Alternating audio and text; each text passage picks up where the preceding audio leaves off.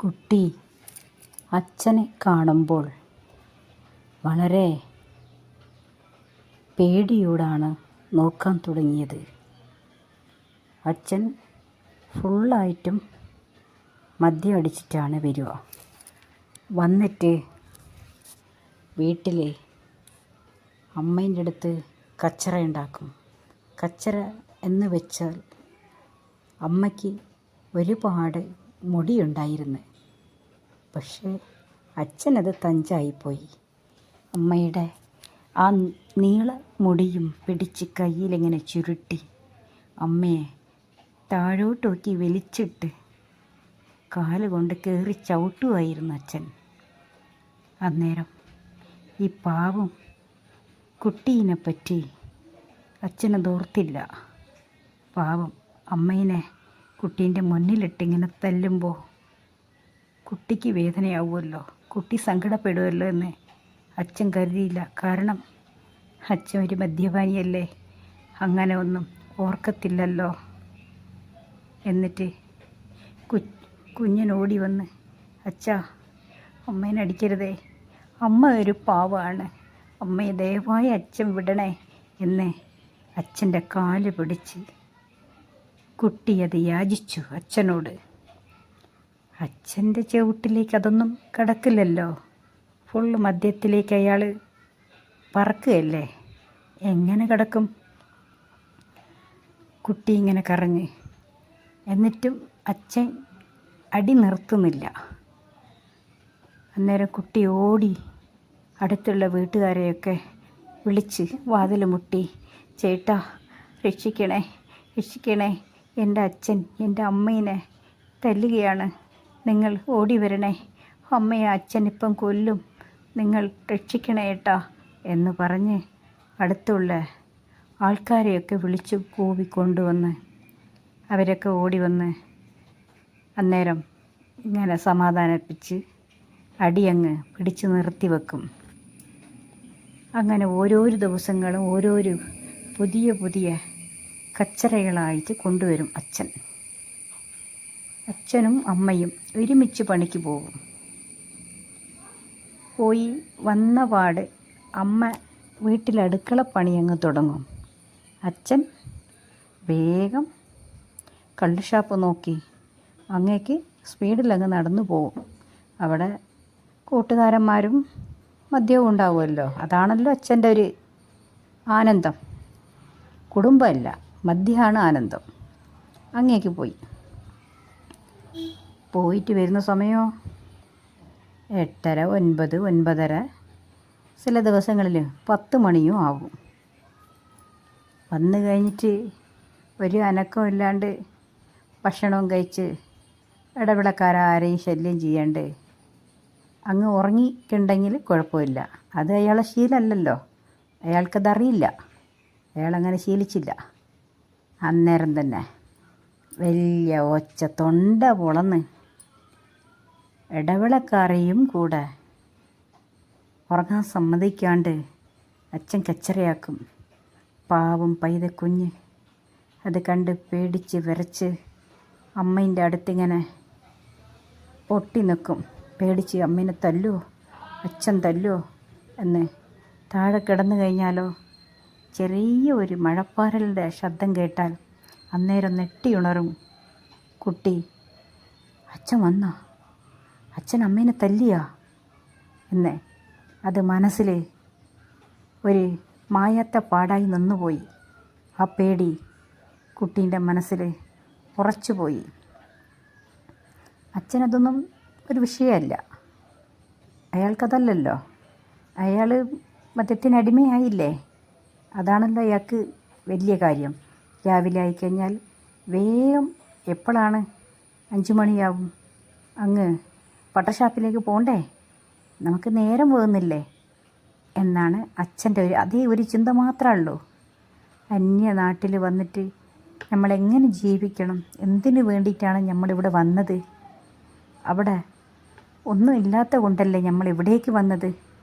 അപ്പോൾ ഇവിടെ നിന്ന് അധ്വാനിച്ച് എങ്ങനെയെങ്കിലും കുറച്ച് മെച്ചമാക്കി നല്ലോണം ജീവിക്കണ്ടേ. അതിൽ നല്ല മനുഷ്യന്മാരുകൾ ചെയ്യേണ്ട കാര്യങ്ങളല്ലേ. ഇയാളതൊന്നും ഓർത്തില്ല.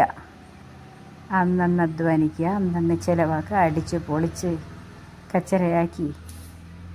അങ്ങനെയാണ് ജീവിതം മുന്നോട്ട് അച്ഛൻ കൊണ്ടുപോയത്. ഇങ്ങനെ ഓരോരോ ദിവസങ്ങളും കടന്നു പോകുമ്പോൾ ഒരു ദിവസം നോക്കുമ്പോൾ ഒരു പെണ്ണുങ്ങൾ വീട്ടിലേക്ക് കടന്നു വരുന്നു. അതാരാ അറിയില്ല. വന്നിട്ട്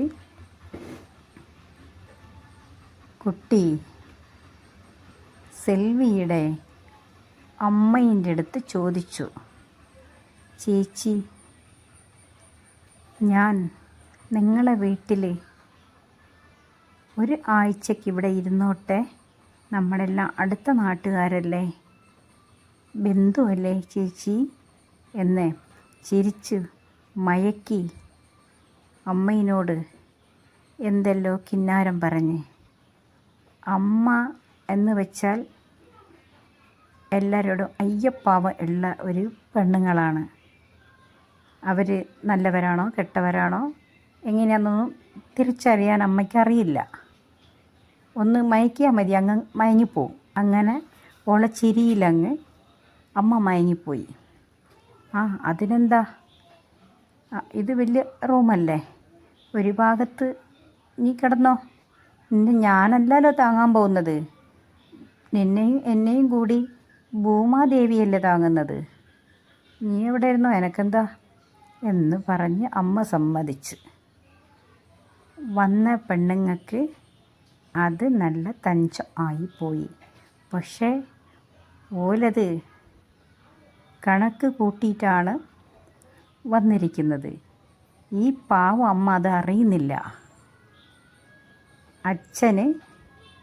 അച്ഛൻ്റെ കാമുകയാണ് ആ പെണ്ണുങ്ങൾ. പക്ഷേ ഈ പാവം ഭാര്യ അതറിയുന്നില്ല.